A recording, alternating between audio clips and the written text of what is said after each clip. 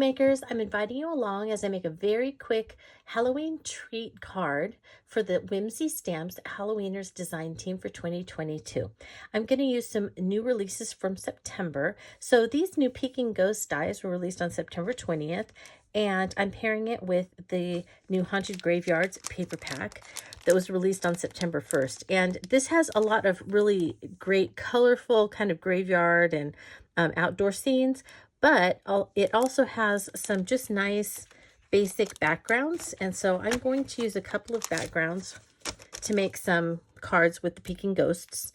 And I thought it would be fun to pair up this one with the ghosts and the cats and the stars and moon with the purple cobwebs. And I will probably make a slimline card for these because I'm going to take the Peeking Ghosts and cut them from some paper, and then I'm going to put them in the corners of, if we have a slimline card, it won't be like this, but you'll get the idea here. And if I cut some ghosts that are peeking in from the top and the bottom, then I'm going to tuck a candy bar underneath, and that will be a gift that you can give to a trick-or-treater or something like that. So and I also grabbed the blue of the same pattern with the ghosts and the cats, and then the black cobweb paper, so that I could try and see how fast it would go to just make a couple of these very quickly, and then have something ready to hand out to the kids for Halloween. So let's get started.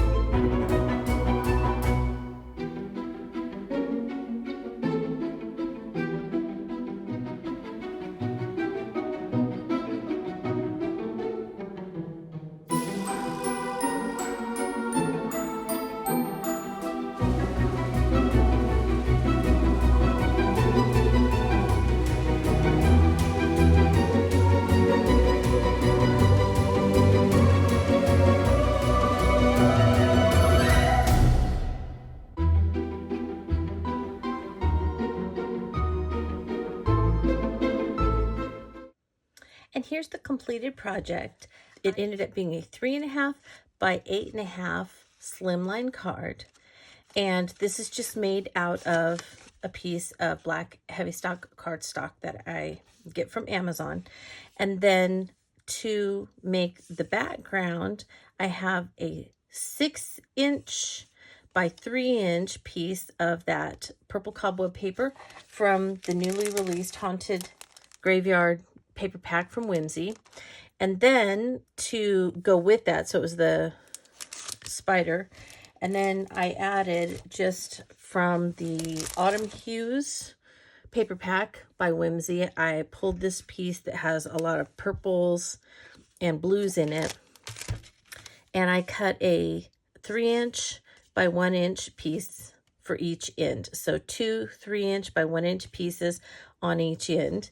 And I inked them with Black Soot Distress ink, attached them to the ends, put the purple piece in the middle, and then I cut 2 of the new Peking Ghosts dies from just white vellum.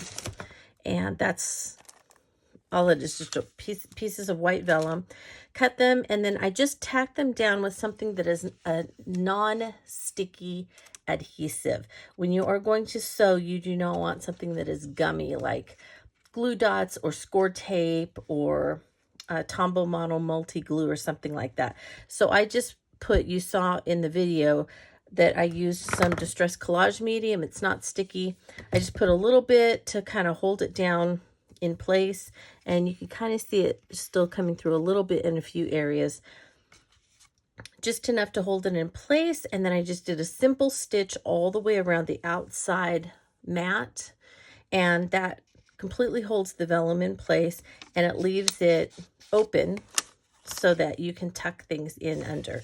You also saw that I took a 6 by 6 piece of the purple cat and ghost paper from the Haunted Graveyard paper pack, and I put a small piece of score tape on one side, attached it to the back of a Hershey bar, and then I just folded the paper over it and then attached a piece of score tape along the back side of the top piece of it, so that when you fold it over, it then just sticks onto the bar.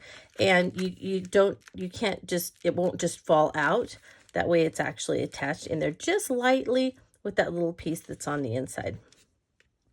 I cut 2 Happy Halloween sentiments, one in black and one in white, from the Happy Halloween Word die set from Whimsy Stamps. And then I just layered them, and I put them in the middle of the candy bar. And then when you're done with all of that, you can choose, I think it would probably be better if you used just a glue dot on the back here, and then tuck it in, and then lift up this and tuck it in. And then if you had a glue dot, you could just kind of push it down real quick. That'll keep it from sliding, because if you write a sentiment in there and the person opens it, see how it just kind of falls out like that? So you might want to have it be a little more secure in there with just one little glue dot holding it in place.